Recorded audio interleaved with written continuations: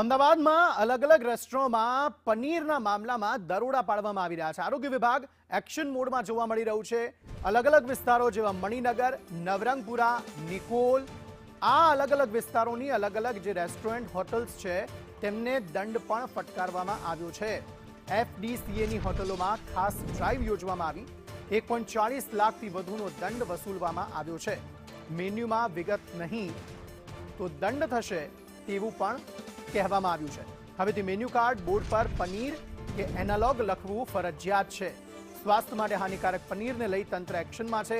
એફડીસીએ દ્વારા હોટલ રેસ્ટોરન્ટમાં ખાસ ડ્રાઈવ યોજવામાં આવી રાજ્યભરની 347 પેઢીઓમાં તપાસ કરવામાં આવી છે। વેજીટેબલ ફેટ અને સ્ટાર્ચમાંથી બનેલા એનાલોગ પનીરનો પર્દાફાશ કરાયો અને આવા રેસ્ટોરન્ટને હોટલને 1,40,800 રૂપિયાનો દંડ ફટકારાયો છે।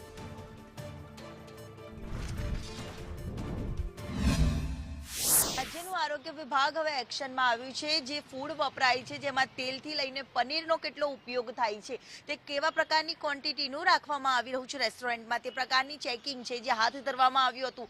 અમદાવાદની વિવિધ રેસ્ટોરન્ટમાં આ તપાસ હાથ ધરતા જે રેસ્ટોરન્ટ્સો આવેલી છે તેની બહાર કોઈ પણ પ્રકારની પનીરનો ઉપયોગ થાય છે, તે કઈ માત્રાનું થાય છે, કયા લેવલનું થાય છે, તેની કોઈ પણ ડિટેલ્સ છે તે લખવામાં નથી આવી। તેવી રેસ્ટોરન્ટ્સની સામે કડક કાર્યવાહી, દંડાત્મક કાર્યવાહી આરોગ્ય વિભાગ દ્વારા કરવામાં આવી છે। જ્યારે અમદાવાદની વિવિધ રેસ્ટોરન્ટ્સ આવેલી છે ત્યાં પણ કાર્યવાહી છે તે દંડાત્મક કરવામાં આવી છે।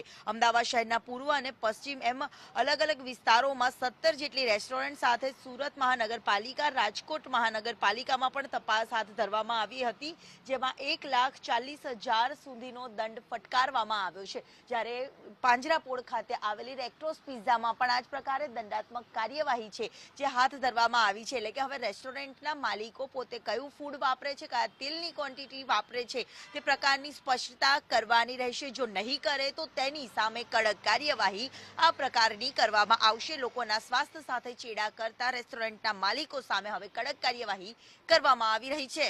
કેમેરામેન મનીષ વાણિયા સાથે દિવ્યા ચૌહાણ, સંદેશ ન્યૂઝ।